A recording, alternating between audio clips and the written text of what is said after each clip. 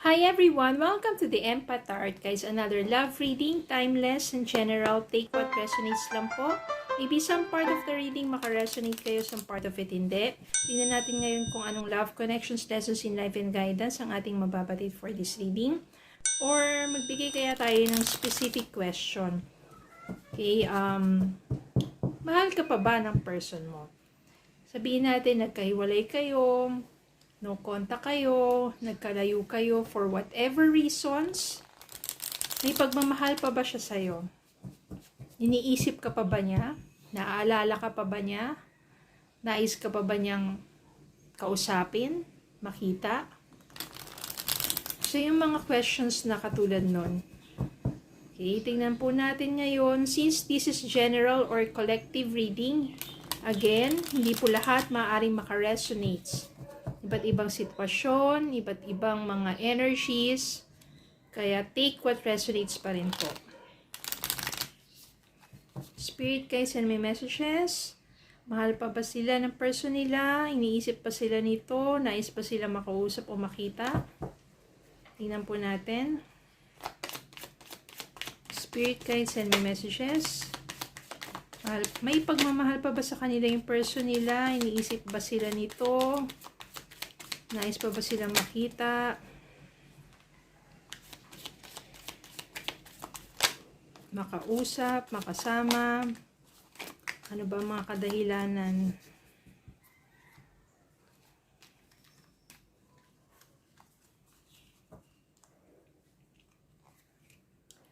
Judgment. 7 of Pentacles. 3 of Cups.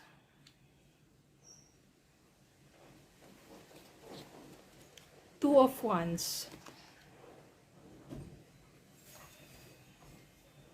Knight of Swords. Moon. Devil. Three of Wands.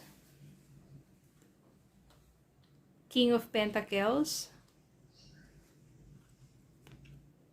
World, and Six of Swords. Tingnan natin yung bottom of the deck. 5 of Pentacles. Sige, kunin natin ito.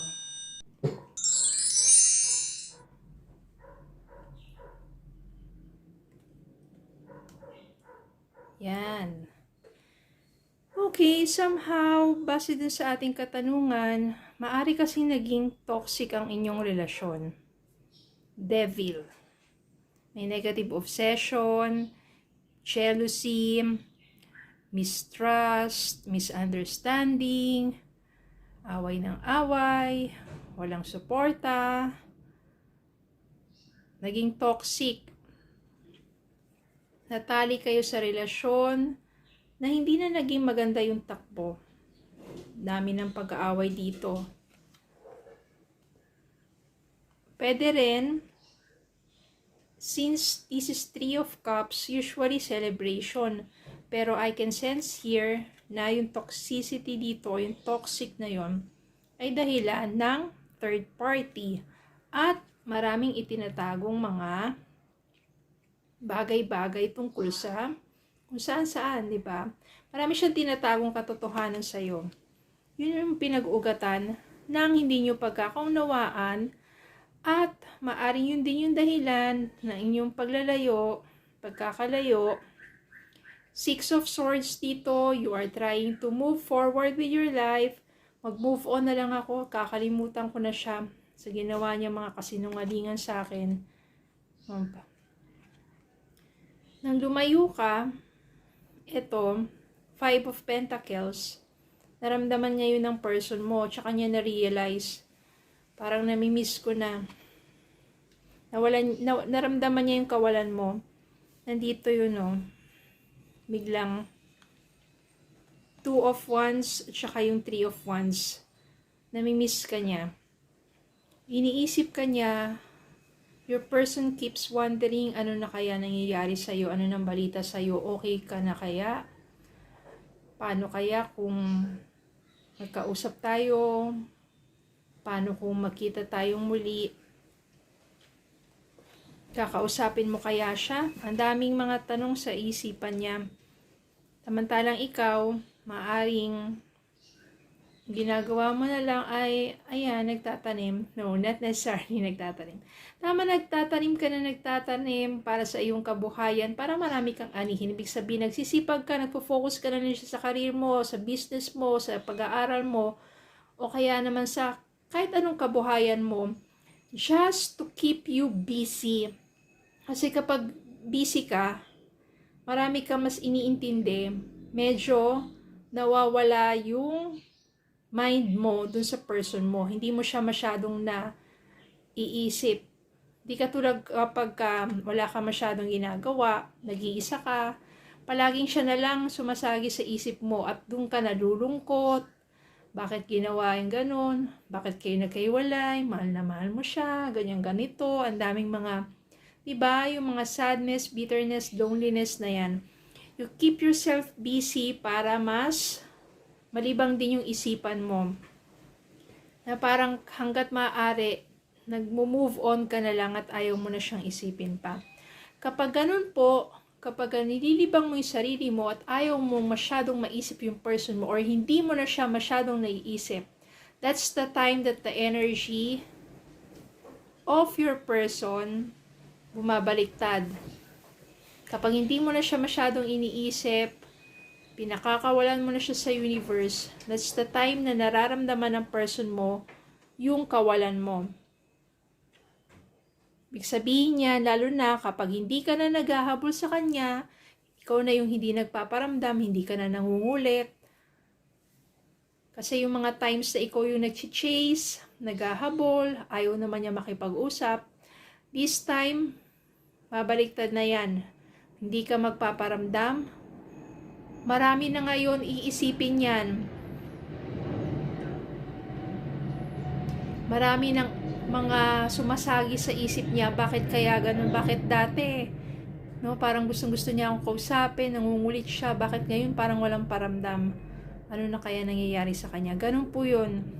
Kaya mas maganda, kung ayaw nila makipag-usap, hayaan nyo sila, keep yourself busy, kaya parang hindi nyo sila masyadong maisip pa. Mag-focus kayo sa sarili ninyo. Magkakaroon na ngayon ng awakening o judgment. O yung person mo, biglang mamumulat yan. Biglang matatauhan. At dahil doon, gustong-gusto ka na niyang puntahan, makausap. Kasi parang yung mind niya, biglang naging clear na sa mind niya lahat.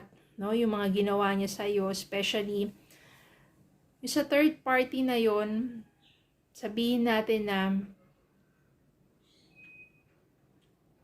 somehow, okay, meron din naman siyang parte doon, pero most likely doon sa third party na parang medyo na lang siya, nadala, ganun.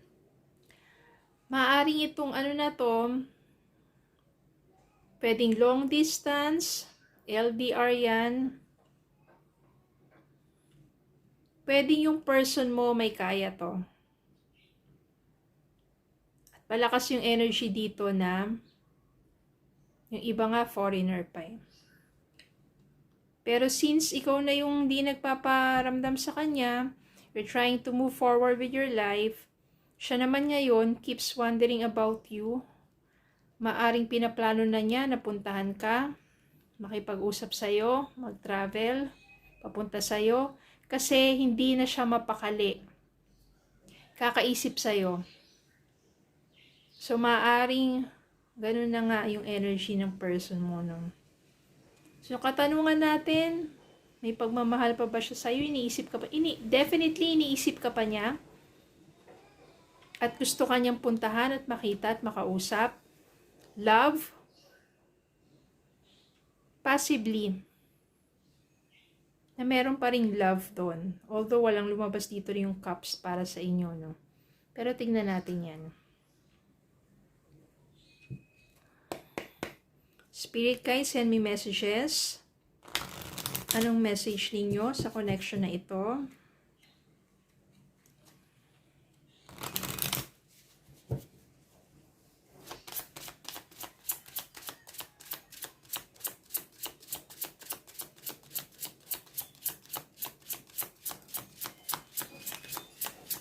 Hindi na yan mapakali, oh.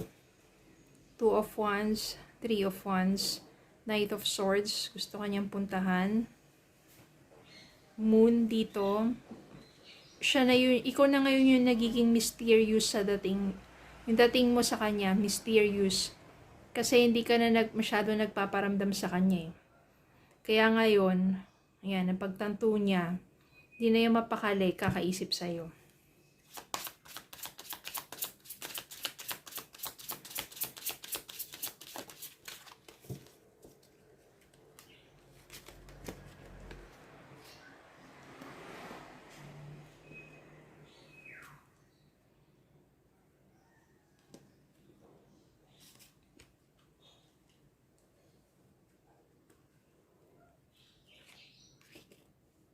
Express your love. Go ahead and make the romantic gesture. Worth waiting for. Divine timing is at your work, is at work in your love life. Worth waiting for daw. May mga ibang bagay na it's really worth waiting. May mga bagay naman na kailangan mo na talagang i-let go. Pero maybe, your person is worth waiting. Based dito sa reading na to, maybe it's time for your person to express his or her love to you. Maybe. Yan.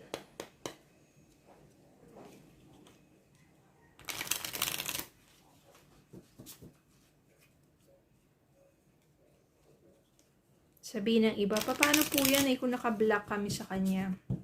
Naka-block ako sa kanya, ganun. Hayaan nyo siya. Just focus to yourself, keep busy, huwag masyadong isipin na kailan niya ako i-unblock. Ganun. Magugulat ka na lang. Biglang na-unblock ka na pala niya. Tapos may mga message na siya sa'yo. Kasi kapag palagi ka naghihintay, hindi ka mapakali, dahil naka-block ka sa kanya, wala yan. Mas mababa yung vibration mo. Slow vibration.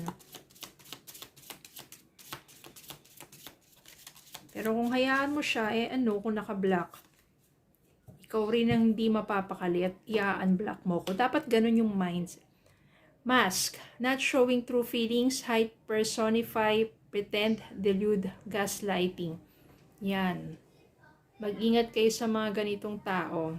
Yung mga nakamaskara. Okay?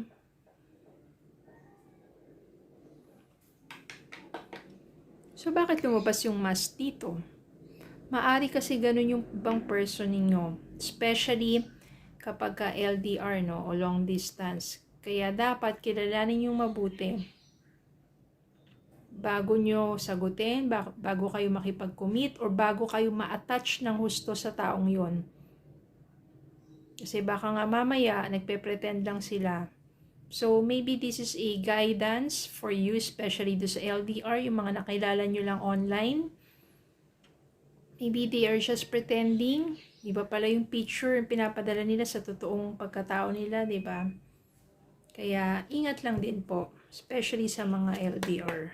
Or yung mga nakikilala nyo lang sa online.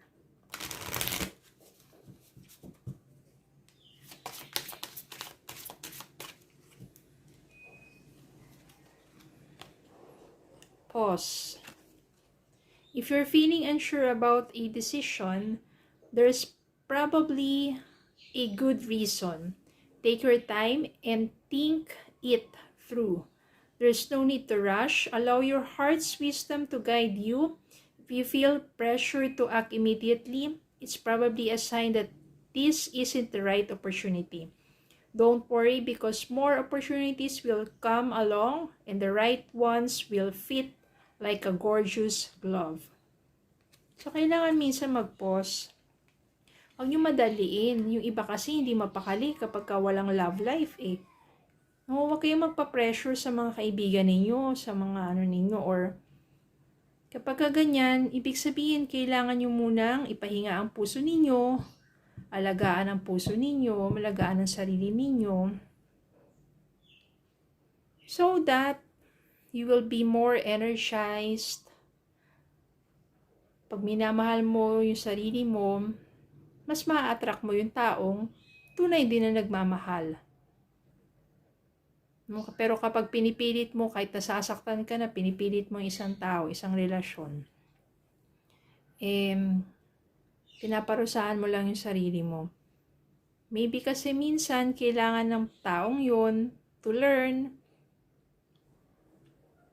Yung taong yun na kailangan mo na mag-mature, kailangan mo na niya ma-realize yung worth mo. Diba? May mga bagay na ganun. Okay? So, yun lang po. Maraming salamat po for watching. Please don't forget to like, share, comment, and subscribe. Follow me in Facebook and TikTok. Have a good day po and God bless.